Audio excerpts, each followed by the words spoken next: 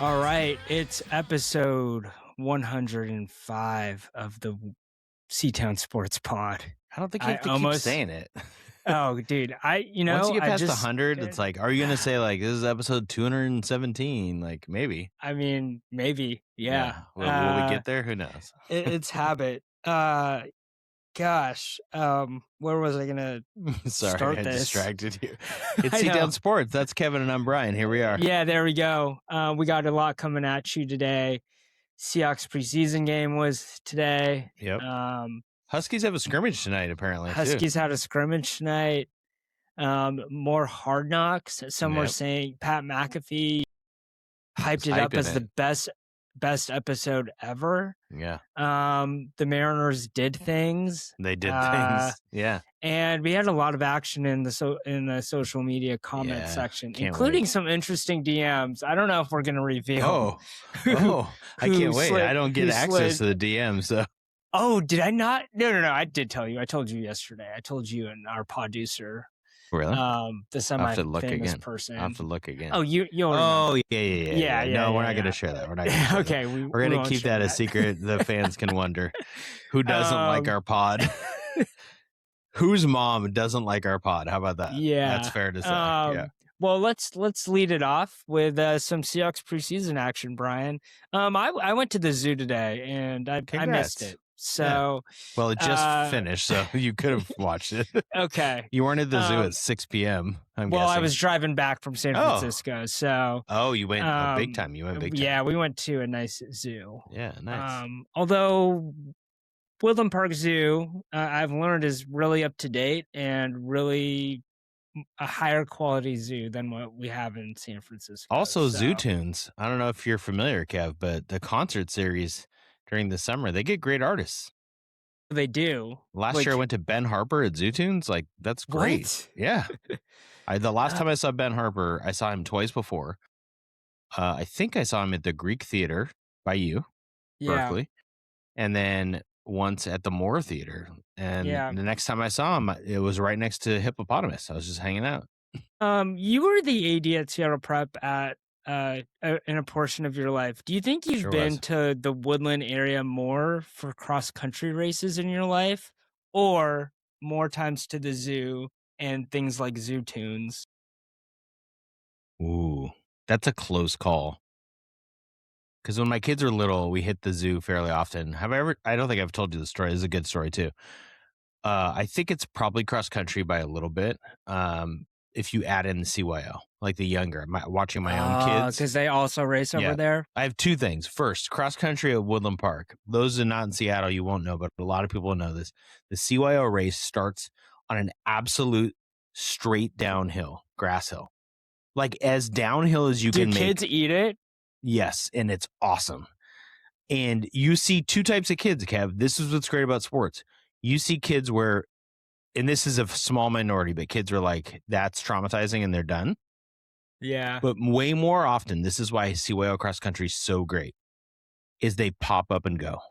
Yeah. Yeah. I've seen kids do a full somersault going down the hill, land on their feet. I feel like my kid did this and then just keep going like they didn't break stride. Who is this commissioner allowing this to happen? First of all, you leave Mark Webb's name out of your mouth, okay?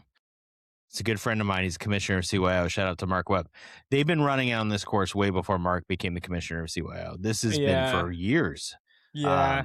I don't know if it's like a grit test or why they start there, but they start straight downhill. It is amazing. Yeah. That's number one. Number two, I went to the zoo with Lincoln when he was little. Maybe Lincoln and Felix, just me and the boys. And I got a overpriced sandwich at Woodland Park Zoo, and we go to sit down, and I was not aware of the crow problem in the Woodland Park Zoo.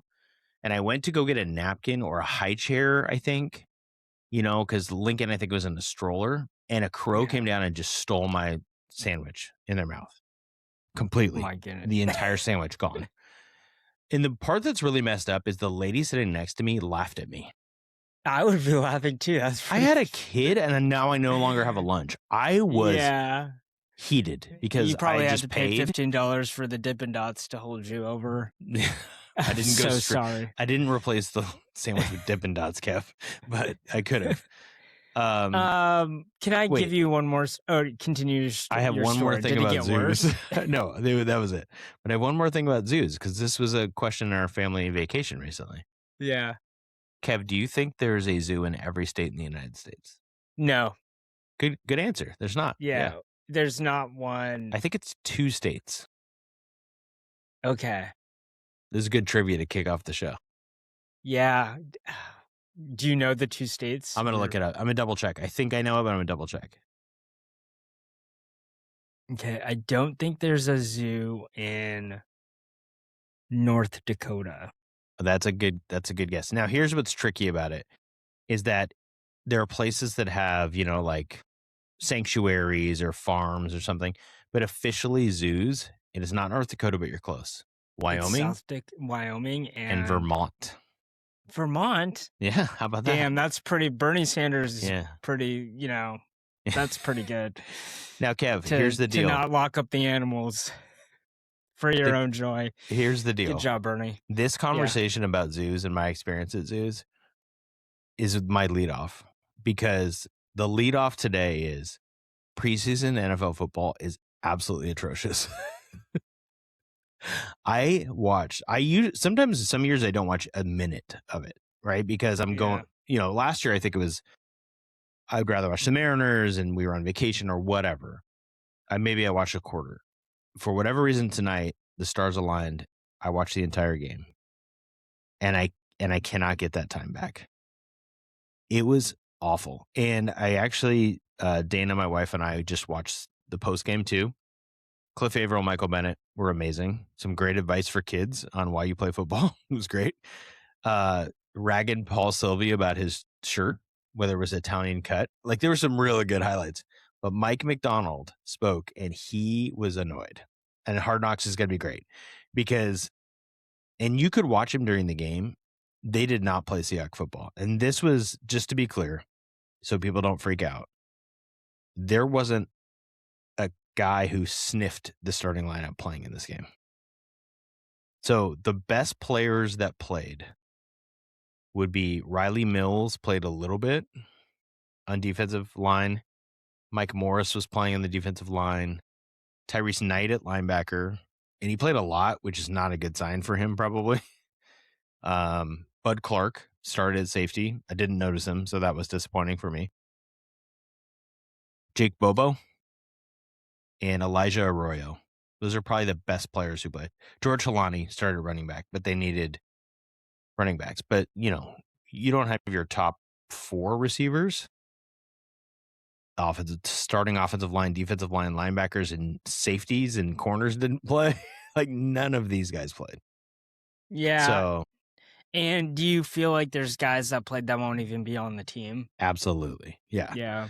But I think Mike Macdonald's culture is such that he's annoyed because he's like, this isn't our standard. This isn't what we do. He talked about everything from the play calls to the execution on, blocks or shedding blocks or gap responsibility on defense. Everything was bad. So not this week's coming episode of Hard Knocks, but the one after. No, it could be this one, right? Because they won't really have practice footage from. Do you think it's almost like a helpful thing, and we'll learn from Hard Knocks, but like this gives them something tangible, like, okay, this happened in the game. This is what we need to work on, type of thing, where it's just been we're beating each other up. We're literally, the team is literally fighting each other. Yeah. He's ripping people. I think you're right. They talked about it in the broadcasters talked about it. Good teaching tape, right? Mike Bennett was saying. Michael Robinson was also on the broadcast. He was great. But I was thinking about that. I'm like, if I'm JSN, am I going to watch the teaching tape of like the 7th receiver and really care? Like, he's JSN, and he's very humble, so he wouldn't say this. But he's like, well, I don't run my route like that. I run it better. Yeah. So I don't have that same problem. But, maybe, hopefully their culture is that those guys are helping coach those guys up in those rooms, which I'm guessing we'll see a little on Hard Knocks, but it might be 2 episodes from now. Any other takeaways? No, let's talk about quarterback play. Bad. Both Milroe and Locke were not good to me. I'm sure they'll say something about Milroe that was positive. The line was so bad. I mean, Locke missed 2 guys that were wide open. Like, he did not. Yeah. My takeaway was, please, Sam Darnold, don't get hurt. Which is usually the takeaway with your starting quarterback. Yeah. But not always, it's not always a disaster. It would be a disaster. Well, let's move into Hard Knocks, and I'll be a little more natural about the transition, so let's try this out. This locker room is unlike any locker room I've ever been a part of. We got to get this on camera right here. That's so cool. I love it. Let's go. Hard Knocks episode 2, Kev. So you teased it. Pat McAfee said, great, maybe his greatest episode ever. How was it for you? Yeah. I mean, he definitely primed it for me because I felt like I was watching different parts of it thinking like, that's cool. That's cool. Maybe this is why they think it's the best episode ever. The rawness of the kind of this like shadow of John Schneider and the team basically thinking about signing Terrion Arnold, who is charged with a felony, a pretty serious felony. And let's just take objectively there's 8 felony charges. Yeah. 8 felonies. So I think it's like kidnapping, and I'm taking off my lawyer hat, by the way. So I haven't looked at the charges. I haven't read the indictment or anything like that, but it's serious enough. I thought it was interesting in the episode how the kind of background check was like, I talked to Jalen Milroe. He said he was gay. I mean, what is Milroe going to say? Like, he's a horrible guy? I'm going to disagree with your take on this one. So I'm not advocating that this is the right call or not. Although if you go look at polls that like Dick Fane did a poll on social media, I think I don't know if Greg Bell did one. Maybe Adam Jew. No, he does Mariners. Bob Condotta, somebody from the Times. Dick Fane's is the one I saw, and it was like 80%, 85% absolutely signing this guy. So just want to put it out there. That's where Seahawks fans are generally. Yeah, like, of course. Yeah. Lions fans are kind of mad that they kind of, quote, gave up on him too early because he hasn't been convicted of anything, right? So no, you're innocent in the American court system, you're innocent until proven guilty. We don't. Yeah. There has to be evidence, and someone has to prove beyond a reasonable doubt that what you did or was wrong. Or Kevin, I was a mock trial coach for 2 years, so I know crime. All of this. Yeah. Okay. There you go. There you go. It's coming. Criminal court? No, it's not. I'm done. I'm done with the mock court or real court, hopefully. Don't worry, that judge didn't I'll be on me. Hardwood court, baby. I thought it was not just Jalen Milroe. They called old coaches. They called old players. I think you're dismissing a little bit too much that it was just like talk to Jalen Milroe. And we liked him. I think that's what Hard Knocks kind of like. Okay. The 10-second clip that I saw, right? I agree with you. You got to give. I mean, John Schneider is the best executive in the NFL, and anyone can argue with that, but like the results speak for themselves. He built 2 different Super Bowl teams with 2 different staffs and 2 different complete rosters with different quarterbacks. I think there was some stat last year that like it basically hadn't been done what he's done, right? Mm-hmm. So you got to give him the benefit of the doubt, I think, for now. But we'll see. That was only a small part of Hard Knocks. For me, it was a great episode. And I think people who are saying like Hard Knocks is kind of back, trying to take my Seahawk hat off, they're just doing a really good job of showcasing the team. Old Hard Knocks used to be so much about fringe players who were either going to make it or not. But because they don't cut guys in the Hard Knocks viewing time anymore, because they just do one cut. So like back in the day in the NFL, they would do 2 different cut downs, right? I think they would go 90 to 75 players and then 75 to the final 53, right? So I remember watching all kinds of different Hard Knocks episodes, and it would be like, is this guy going to make it? And they would turn in their playbook. And that was a huge part of the show. When you have a Super Bowl champ, what they're doing really well is figuring out the culture. So I'm learning about these players more than I've ever totally. learned about That's the them best part before. about Hard Knocks. Like, No matter I'm what team not, it is, like, it's awesome, right? They've probably people have probably written profiles on these guys, Right. but like a couple 5-minute segments on these dudes, you're learning way more than you'll ever learn from other forms of media, I think. I think the segment on shadowboxing and like what that does for their locker room and the culture was very fun. It was awesome. Did you try to shadowbox Dana? No, kids do this at prep all the time, and like I don't understand it. That makes me sound really dumb. Here's what I figured out from the show, actually. Yeah. When kids did it, I never realized it was a best of 3. So I would watch people do it, and I'm like, you just looked up, and they pointed up. You lost. It's a best 3. That makes sense. So they just keep going. Okay. I know that makes me sound old. Number 2, culture-wise, the shadowboxing was cool, but like the Derek Hall segment where Macdonald showed a little bit of fire that we don't get to see all the time. Yeah. I mean, he had a great line. He's basically like, you don't like it? Well, guess what? I'm the one that gets to make the decision around here. I'm the head coach. I was like, I think I've used that line before. I think every coach can relate to that in some capacity. And then they hug it out later and you can see they're fine. I don't think the money has changed him at all. Like, it's amazing. No, it sounds like that's who Derek Hall has always been. Like, he pushes the limit in practice. And and the coaches acknowledge that's what kind of makes him great, right? Mm-hmm. So you kind of have to rein it in. What'd you think of him rolling up in his truck to the coffee stand? I love it. That's the part I love the most. It's like, I was trying to figure out where he lives. I have a pretty good idea based on the coffee shop and then what the houses look like in the neighborhood. Yeah.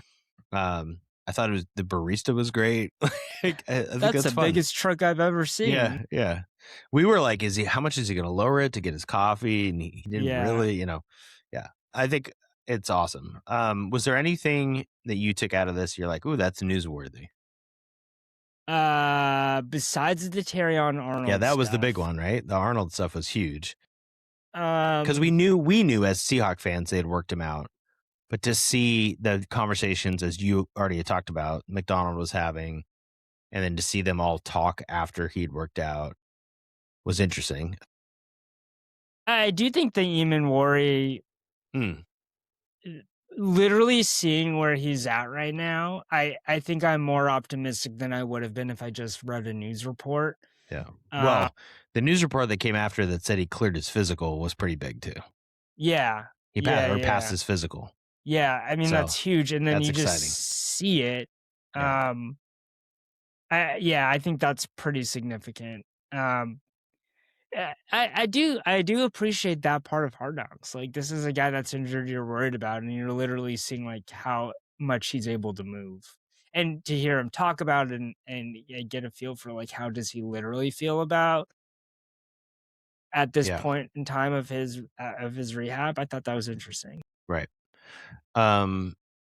It wasn't on last week, but coming up this week, what will be fun is the newsworthy part will be Devin Witherspoon signed his contract. Highest paid corner in the NFL. So that'll be fun to see. And they signed Arnold. So that'll be plus the first preseason game where Macdonald will be pissed. Like, there's going to be great stuff this week. Yeah. So I'm excited about it. We only have a couple more episodes, right? Like they do more? 5. So we have 3 more. So it's great. It's going to take us almost all the way to the season. It's great. Nobody else gets this, man.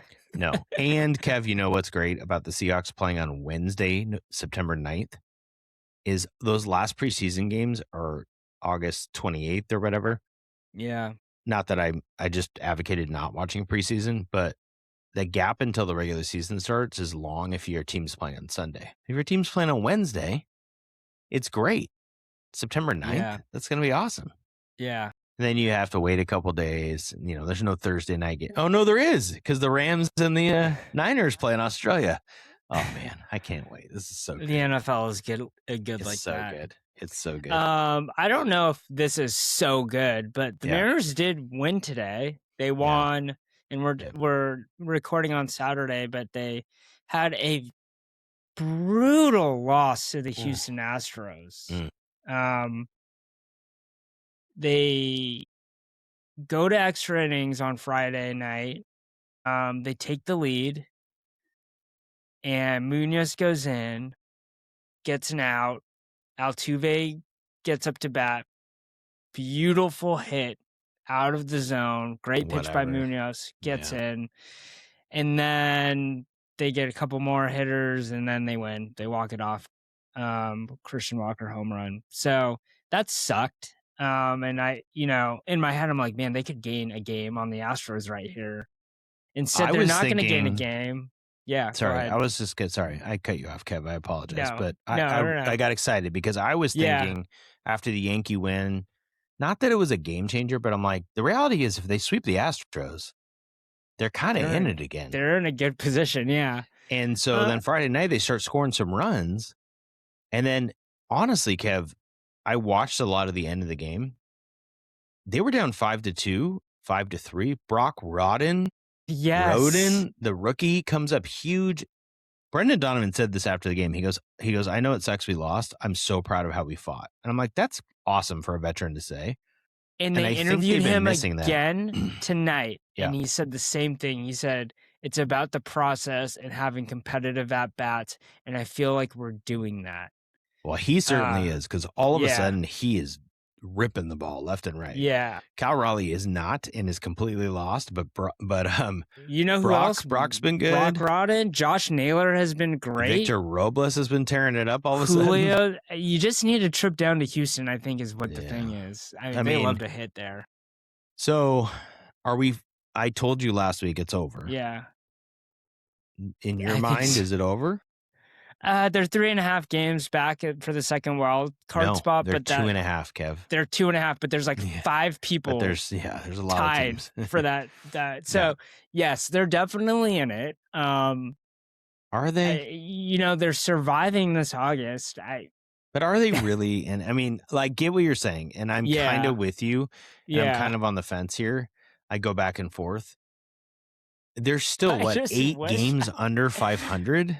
Yeah. So like we can't really say, even though the American League is terrible this year, I don't think we're allowed to say it until they're 500.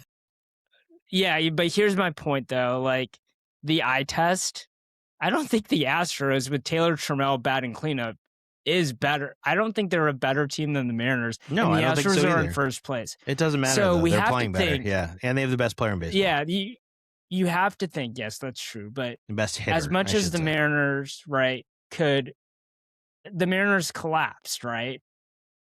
The Astros could collapse, right? We've collapsed maybe when we were in the driver's seat, right? So that's why baseball is a very funny game. And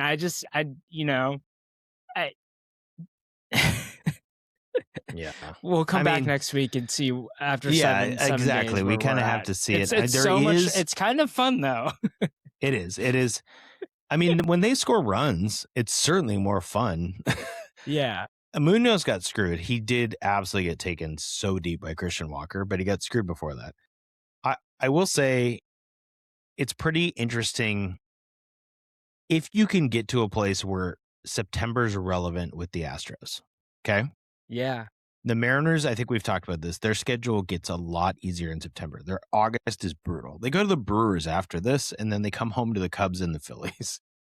And then they go to Toronto and Boston. Like, just brutal. Guess what, though? You're going to keep on watching. I totally am. But I don't watch the whole game. Even after demoralizing losses. I can't do it. I can't watch the whole game because it's like too much to invest emotionally. Yeah. But can I just tell you really quick, this is the Astros September schedule. If you want to be a dreamer, if you want to be a person who's like, maybe, okay, they go White Sox, Diamondbacks, Phillies, Rays, all playoff teams right now. Royals for 3, not great. Braves for 3, and then 2 games at the Mariners before they go to Oakland for 4 to finish the year, which might be really bad for us because they're going to hit 17 home runs in 2 games in Oakland in that tiny little park. But Mariners will like that park too, so it works. Yeah, guys, right? It's it's like Before I ask the question, I do want to ask you about Colt Emerson, was going to be demoted. And then he says, oh, I have an injury. And he goes to the IL. Jerry Dipoto is quoted by the media saying basically that Colt had not disclosed an injury that he suffered with his wrist that he should have. Do you feel that Dipoto threw him under the bus? Do you feel it was unfair for him to say something like that? Do you have strong feelings about it? Because some people do. Yeah, people do. You're right. It's a good question, Kev. Where I generally lean with Jerry Dipoto is I feel like he just says things that he's thinking out loud. and maybe later's like, oh. Doesn't have a filter. It's not quite that he doesn't have a filter. I think he thinks he's the smartest person in the room. People have said this before. And I think he's really smart. I don't think this is that case, but I think his whole 54% thing was like an analytical argument that he couldn't realize wouldn't resonate well with fans. Yeah. Even though I think it's probably correct from my view. But yeah, we could talk about that longer in the offseason. In this case, it's probably a slip up by him. I lean towards like, why would you say that? Did you say that about Luke Raleigh, who was out for the year? Yeah. Who, maybe they knew about Luke and didn't know about Colt. He was probably frustrated because he's like, yeah, I convinced management to sign him to this huge deal and he sucks and he never sucked before. And it is interesting because he's sucked on like hitting the fastball. Yeah. And you could say, well, major league velocity, he wasn't ready, but I'm guessing a wrist injury affects that. Yeah. And I remember seeing a spray chart that someone posted of just fastball. And it was just not the spray chart, the zone chart, and the pitches were just everywhere. And he was just swinging which is what Cal's doing, swinging at everything. Yeah. So he definitely needed to stop playing. Yeah. And I think they were in a tough spot because, sure, you could bring up Brock, who had another RBI double today, and maybe he just has the right mindset right now, and that's awesome. But I think they wanted JP to come back, and JP's not close either. So they're both out, which is just a tough spot to be in. But we're just going to get more Weston Wilson action. Apparently. I mean, if Brock keeps hitting, we might not, because Donovan is hitting now too, and he'll play third. Yeah. Although we might get Weston Wilson against a lefty every once in a while playing first base. Yeah. He hit a home run in New York. He won the game in New York. Yeah, it's great to have depth. So I'll leave it at that. Yeah, I don't know if I count that as depth, but depth. Sure. Yeah. Yeah. Kev, I'm going to ask you something here. Yeah, go ahead. No, I don't need you to literally ask me the question. We already talked about the Mariners. I just wanted you to ask me, do we have any hope or not? But we've already talked about that. What I want you to do is I'm going to ask you a few things about Husky football. And I don't know how much you've been reading all the different things and Christian Capels of the world. And but I can try. Yeah, they had a scrimmage tonight. I had a few questions I thought about. One report I saw is everybody seems to be thinking DeMond's kind of hit a new level. Is that what you're hearing and reading? I'm hearing and reading that, but are you skeptical? It's hard to separate that from that's just hype by the media, because that's the main storyline. Like, he's on the cover of the preview magazines now and not other people. I did find it interesting that, like, if you're ranking the quarterbacks in the country, he's in the top 15, but he's not in the top 5. And and then you go Big Ten. It's because the Big Ten is so good. He's like 5 or 6, I think, or 7 or 8 or something. It depends on who it is. Yeah. Pretty incredible, because I do think he's actually really, really good. But my main thing on DeMond is he's really great against bad teams or mediocre defenses. He's pretty bad against solid defenses to this point. And I guess that's the question is, like, do you, maybe I push you to say, do you think you'll see that differently this year? I do think we'll see it differently, because the offensive line, he'll have another year behind this line. And I do think the line is better than it was last season. And this connects to another point that I want to make. Christian Moss is going to probably, like, I'm 99% sure now that he's going to start in that X position. And the reviews are just so high on this guy. Like, and he is becoming like a preferred target. Really sad news, by the way, with Desmond Roebuck's I was going to ask you. Okay. brother who got in a car accident. Desmond took some time off earlier this week. I think he was back for the scrimmage. He's the de facto number one receiver for Demond, and he's really good and really young. But it does give me pause because he is young. He's only going to be a sophomore next season. Like, it'll be interesting to see how actually good he is with that type of pressure on him, and not to have the fallback of like the alpha that Denzel Boston was. And let me tell you, the reports in the NFL campers, Denzel Boston, like Bill Simmons is on the Denzel Boston train now of like, go bet on him to be offensive rookie of the year. So I don't think you know or who else I, is going to give him a run for his money is Jonah Coleman. No, he's not. I'm sorry. No. He's not going to get enough carries. You don't think so? No, Denver has RJ Harvey, and they have J.K. Dobbins still. Those are two. Like, he's just, Denzel Boston could be their number one receiver, right? Yeah. I mean, it's hard to be a receiver and be good as a rookie, but I don't think you or I are surprised about that. We've talked about Denzel Boston. He's an NFL dude. Yeah. Like, the catches he made at Washington are insane. It is crazy to think about, just real quick. Like, Rome might have a foot thing or something. He hasn't really, done it at the NFL level, although with DJ Moore gone from the Bears and Caleb Williams, a lot of people are saying are going to take this next step. A big year for Rome. You got Rome, McMillan. Jalen Polk retired. And then Polk retires. So the three guys on that, just amazing. And Penix is no shoe in to even play this year. Yeah. So crazy. That team was so good on offense. Yeah. But anyway, that's not part of my Husky thing for you. So Demond was one. I wanted to ask you about Roebuck, so I forgot. I saw that news that his brother got in a car accident. So hope his brother's okay. I mean, hopefully he is okay. I wanted to ask you about the linebacking core, Kev. There's so many dudes. But the starting group, or there's a group of four that I read. Some people are saying could be the best in the country. I think, like, if you add them all together, right?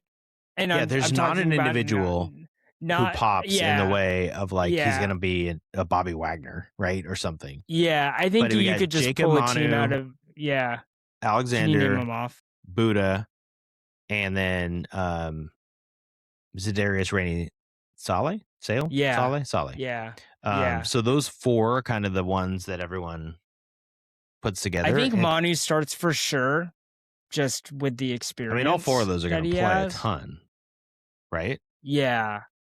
Yeah, no, without a doubt. And I do think there will be some separation between two of them at some point. We just don't know who.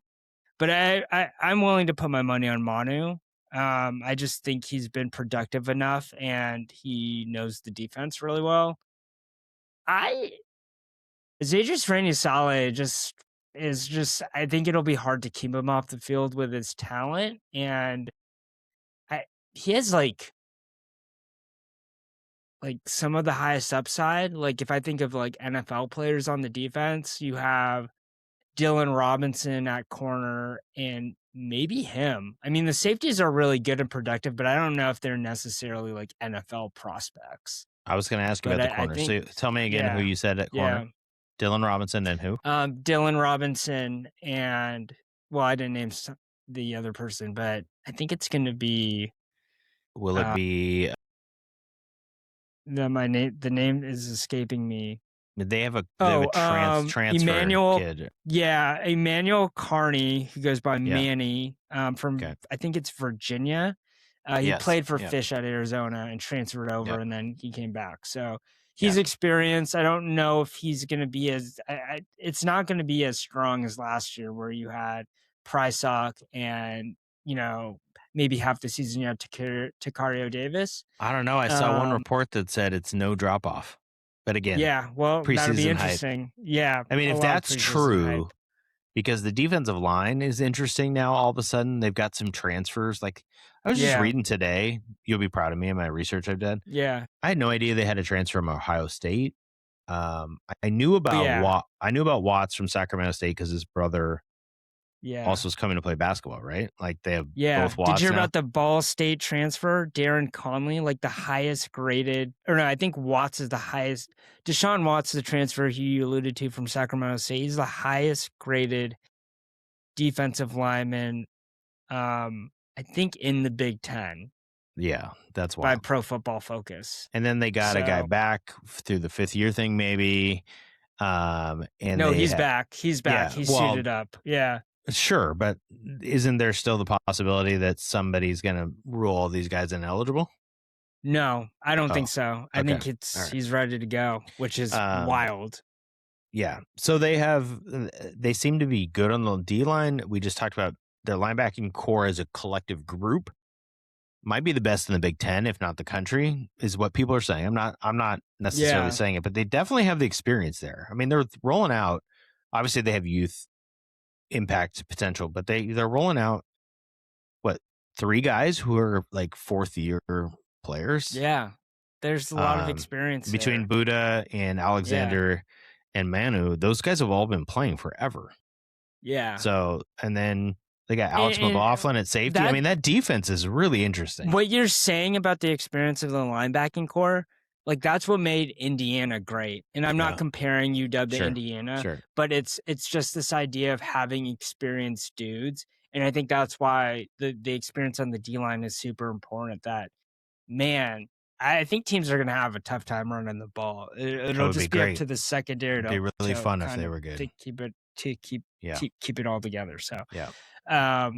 Let's move on to the Seattle Reign. Yeah. Are they starting to figure it out after I watched them beat Bay FC? No, they tied. Didn't they tie Bay FC? No, they won. You're right. No, they won. They won. Yeah. I sat in a suite last weekend, Kev. That was pretty exciting. Subtle flex. I know. Well, here's the fun part. You remember on this pod months ago? I want to give the Reign a shout out. Okay. I want to specifically give my season ticket representative Ryan a shout out. She's great. Yeah. Because months ago, I was very upset when the Reign took away 3 home games and went to Spokane to start the year because of the World Cup. And then our prices stayed the same. You remember this, of course. Yeah. Then do you remember what the Reign did and sent me an email? They said, hey, you can get tickets to the US-Japan World Cup game. It wasn't even a World Cup game. It was a World Cup warm-up, which Dana was very excited about. I ended up not going because it was pouring rain that night. And I wimped out. And I was like, this isn't worth it to me. But that was part of the money credit we got. And then we had money left over. So SeaTown Sports podducer, Justin, along with his wife, Claire, had a great idea to spend the credit to get a suite for her birthday. And then all we had to do is call Ryan or email Ryan, our representative. We used our credit that we had plus $40. And then all of a sudden we were sitting in a suite. Had you ever been in a suite at Lumen Field before? I went to a Sounders game once in a suite. They're nice. They're really nice. You have to pay more for food, which we had a meat tray, but we did not get like chicken fingers or drinks or whatever. But it's so easy to go out because they have like their own club level with Ballard Pizza and, a walk-in place to get your favorite drink or whatever. Yeah. It was great. But I saw them tie Angel City, and then they beat Chicago on Friday night, another home game. And they are all of a sudden in playoff position. They're in the playoffs if it started today. In fact, they're at, gotta make sure I have this right. They're at 27 points, and Kansas City Current have played 2 more games and only have 3 more points for 7th place. All of a sudden, they're kind of in the mix. And they're playing better. They are. Like, my answer to your question is yes, they're playing better. And I think it's because they've defined roles. Maddie Mercado was interviewed after the game, and she's basically like, we know who's up in the front, up top. We know who's going to play what role, and we have consistency and camaraderie together, and they've kind of been playing the same lineup, and I think that's been helping them. Yeah. So they're still young. It would be amazing. There's about a month of the season left. They have like 13 games left. Yeah, because they took that huge because they took the break. I'm going to double check that. I wonder if it's compressed. It's pretty compressed. So here, I'll just real quick for our soccer fans.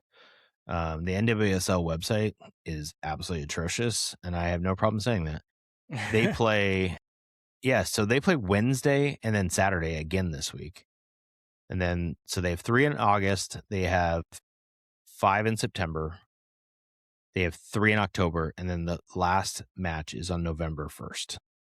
So I guess it's a little less than I said, but it's like 10 matches left. That's a lot. A lot can happen. Yeah.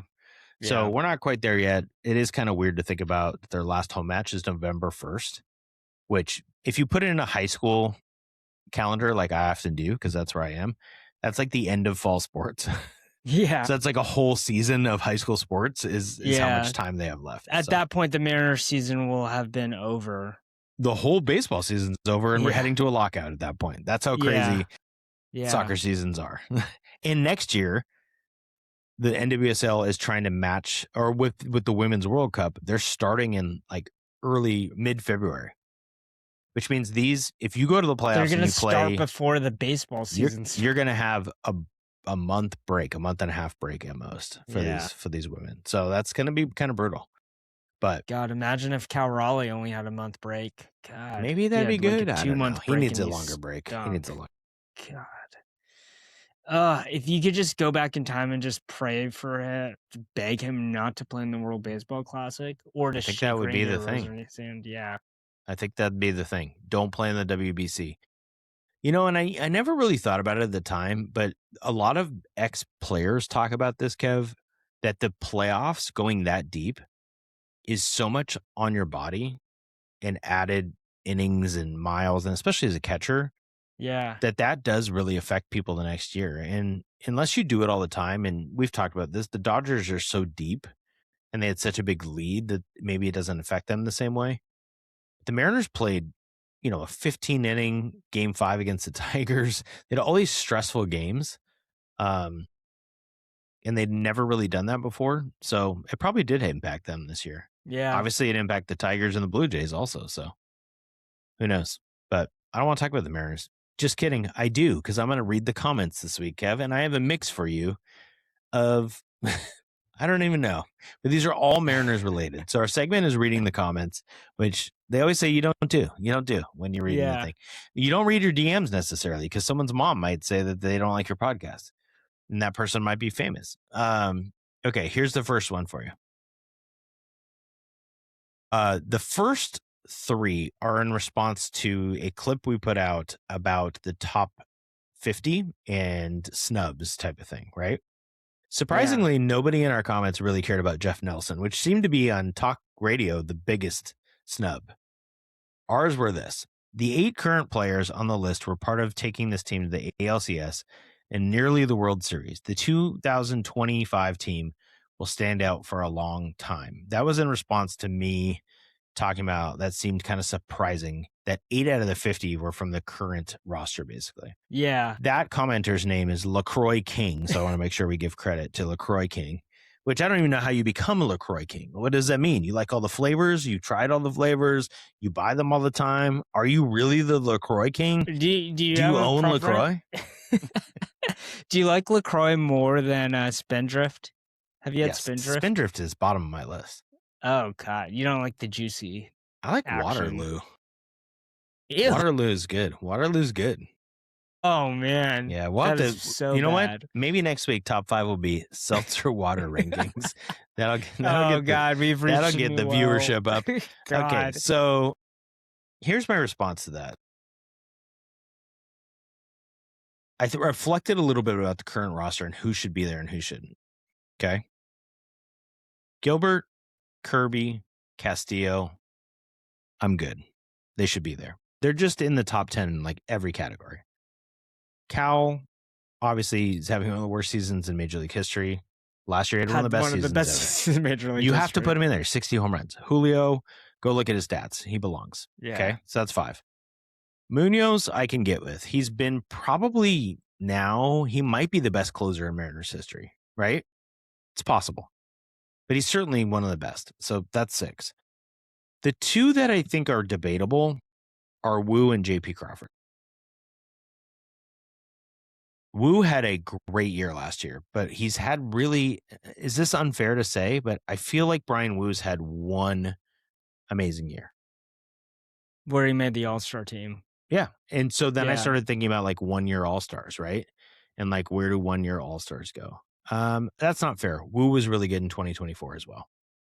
Can I make the argument for JP? Yes. I think JP Crawford is like the Kyle Seager after Kyle Seager. He kind of might I think be. that's the argument, right? Like that he's been here for so long and been consistently decent that it would be weird not to have him in the top 50. I'm going to go with you on this. He's been part of every playoff team since 2001. He's won a Gold Glove, plus.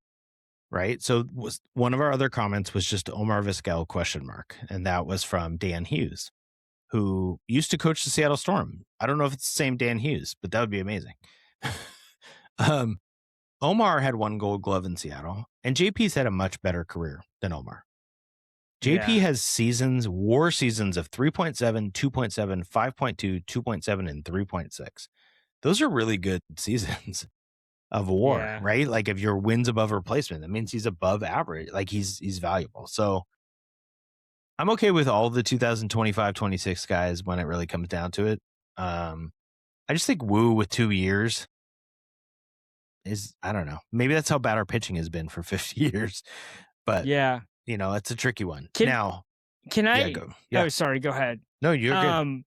Yeah, Cal Raleigh, there was a score bug graphic, and I don't know if you saw my tweets about this, about how he had the second largest season-to-season OPS drop with a minimum of 350 plate appearances per season. So his drop-off at that point in time earlier this week was 384. There's there's one person with one of them. The higher drop-off was Roger Hornsby, which was a 394. And then below Raleigh at 379 was Hack Wilson. So those two guys that sandwich Raleigh are both Hall of Famers. And so I was interested. I'm a history guy. So I pulled up Hornsby's page. Hornsby bounced back the next season and led the National League in both WAR and OPS for 3 straight seasons after that huge drop-off. He was really good. There's something. This is all before World War II, by the way. Yeah. Did he go to war? Is that what happened? Like what happened? Yeah, I was wondering but it's like in the 20s. And then I also looked at how his team did that season when he had the drop-off. The Cardinals won the World Series. Yeah. I don't think that's going to happen here, but I mean, that would be amazing. Anyways, that'd be pretty funny. So, yeah, I just found that interesting. If you want false hope, there it is. If you want to go on Rogers Hornsby Reddit, you will find that most people who have read about him are like, wasn't the best dude ever. He hit over 405 times. So Rogers Hornsby was a dude. I don't know what happened there. I want to know, like, was it Spanish flu? Like, what's happening here? Well, actually, I did look this up and I asked AI. He was managing the team as well. So, honestly, if Cal Raleigh was managing the team, maybe he'd be doing better, right? Yeah, catchers. Crazy. Okay, one other one from the top 50 comments. Hear me out. Doesn't get a lot of recognition for what he did early in the Mariners season. Dan Meyer. That was from What in Casey? That was our user there. What in Casey? I get it. You know, if you're older, Dan Meyer played, you know, he was on the original team in 77. He was only 24 years old. If you want to use WAR as a metric, Dan Meyer's seasons were 0.9, negative 2.7. That's a bad WAR season. Yeah. 0.6, negative 0.5, and negative 0.4. So probably higher than Cal Raleigh, though. So, but no, we're not going to do that. We're not going to consider Dan Meyer. Sorry. We're going to consider Jim Presley before that, and we're certainly going to consider Tino Martinez and his 31 homer, 111 RBI 1995 year where he made the All-Star team. Yeah. Dan Meyer, in our memory as older fans, and I will put myself in that group as a 47-year-old, even though I don't remember Dan Meyer, would say, like, yeah, I remember he was like the most competent player we had. But that's how bad early season Mariners baseball was. is that he wasn't good, which leads me to my next comment. Okay. From Bushman Fishes on Instagram. LOL, time travel back to the 80s with me. They have always been a disappointment. I genuinely can't figure out, after 41 years here, how people still continue to believe in this team. It's a great comment that we've all felt. I want to push back on Bushman Fishes here for a second. Why are you fishing from the bushes? Is there a technique there? Number one. Number two, when Kevin's giggling like this, you know you've made it. Oh, number man. two, Bushman Fishes. Bushman Fishes, number two. This is where I've landed as a Mariners fan, watching them my whole life. So I'm 47 years old. They've played 50 years. I went to games when I was a baby. I remember watching Jim Presley, Mark Langston. So this is like 84, 85. So I'm 7th year of existence is when my memory of the Mariners starts, right? So I've been in it as long as anybody, right?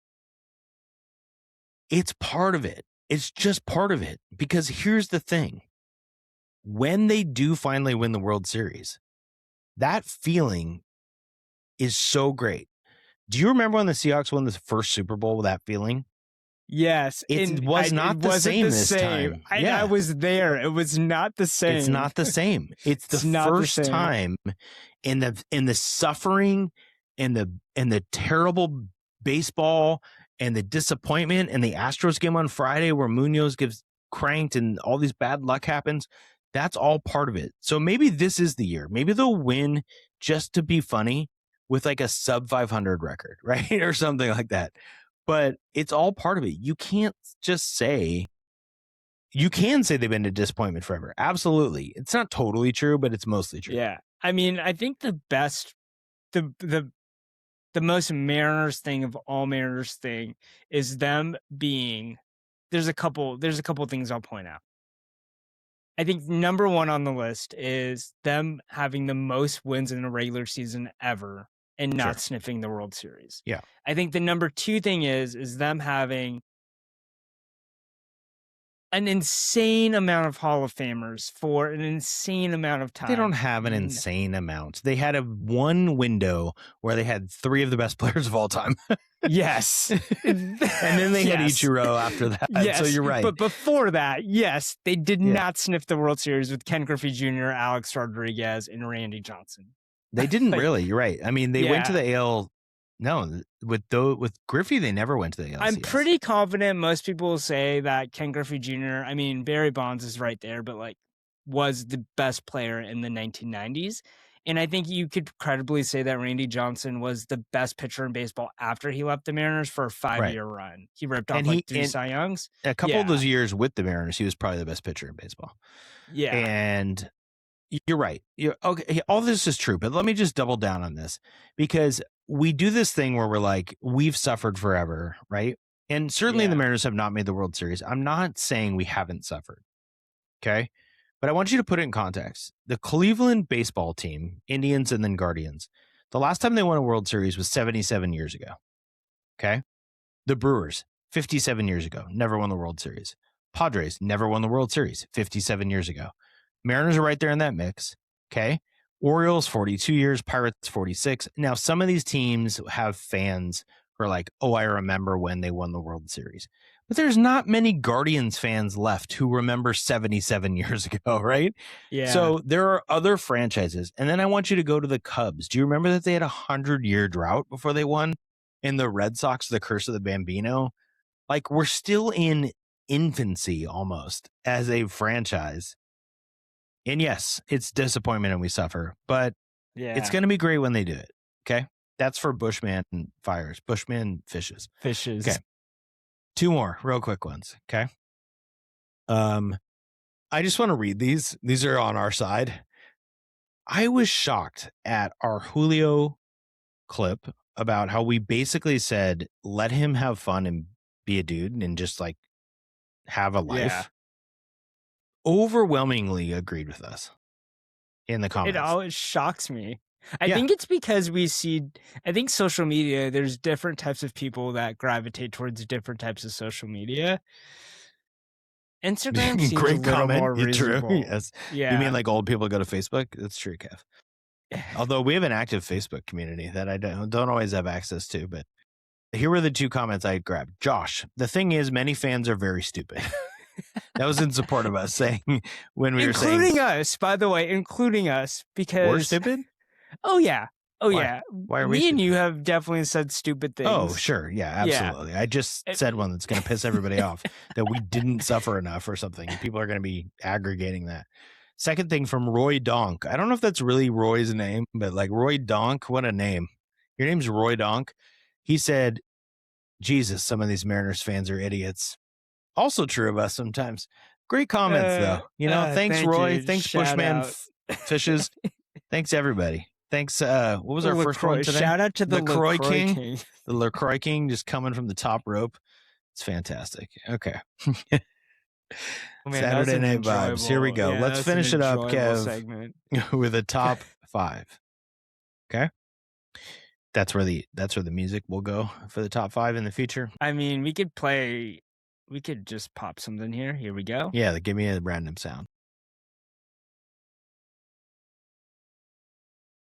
Here's your top 5. See, that's not bad. I'll take there it. You go. All right, Kev, I have to bring it back to Husky football for you. Yep. And I'm going to return to the conversation about Damon Williams that we had earlier. How many yards do you think Damon's going to throw for this year? Like, give me a range. God. Do you know how many he threw for last? You know what? Pause. We'll come back to that. Let's do the top 5 first.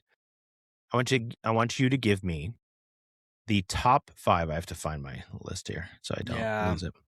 Top 5 career passing yards, Washington Husky football history. Single season or just career? All-time? Career. Okay. And I'll bring it back to DeMond. Yeah. He's not in the top 5. Cody Pickett's number 2. I think we've done this one before. Yeah. But it's going to connect reminder. better to what's happening now. Cody Pickett's number 2. Let's go. Did Michael Penix? No. He didn't play long enough. God, but did he? Okay, let's hold on Penix. Let's go Jake Browning. Number 1. By a 4 wide years. margin. Margin. 4-year starter, right? Yep. Keith Price is up there. Number 4. Yep. Number 4. So I've hit 3. You have 3 of the 5. Okay, now it gets hard. I want to say Warren Moon. Are you saying it or you want to say it? I'm saying it. Okay, here's what's crazy about Warren Moon. And I will talk about this to any Husky fan ever. There are people who say he's the best Husky of all time. I understand it was a different era. Warren Moon is 17th all-time in Husky passing history. That's crazy. Yeah. He only threw for 3,277 yards. Do you know he also had 19 touchdowns and 17 interceptions as a Husky? God, those are not good numbers. Such a great at all. Career. Yeah. Yeah. That's pretty funny. Okay, so it's strike 1. Yep. You got to get 2. Let's go. The thing is about those 90s quarterbacks is they didn't have long careers. I'll take a guess and just say Penix isn't number 5. Number 3 all time. Man, how about that? 2 seasons. Yeah, I mean, they were long seasons. So this is interesting. Yeah. I want everybody to hear this who's, interested in Husky football history. Penix 28 games as a pro or as a Husky, 2 seasons. That's a lot of games. Yeah. To put that in perspective, Brock Heward played 30 games as a Husky. And I would say most people think Brock Heward played a lot of games. And he only played 2 more than Michael Penix. Do you want to guess Brock Heward for number 5? Or am I throwing you off the scent now? No. Yeah. It's not going to be like Brunel. How about Chris Chandler? Chris Chandler is number 12 all time. Oh, number 5 is your friend and mine, 40 games as a Husky, Jake Locker. Oh my God, how did I forget? Now, Brock Heward is number 6 in only 30 games. Brock Heward had a great Husky career. Damon Heward, number 7. I bet that's awesome for the family that Brock threw 80 more yards. 50 more yards than Damon, but in 7 less games also. So he had a really nice career. 2 Esosopos 8. Sonny 6 killer 9. Kerry Conklin played for the Niners in the NFL for a little bit, 10. Damon Williams is 13, Kev, right now through 26 games. He threw for about 3,000 yards last year. So he threw for 3,079, I think. So if I set the over under, I wonder if we can find the over under. You know what's wild? He has 3 more seasons. I know. So he could easily break. Do you think record. he'll? I mean, I guess it depends. What will you? I think because he's a short quarterback, like he won't necessarily need to go to the pros or might not want to go to the pros when he's eligible. And so I guess it's just like all good questions. The answer is it depends. Okay, here's interesting. Yeah. Sorry, I found this stat. So he threw for 3,065 yards last year.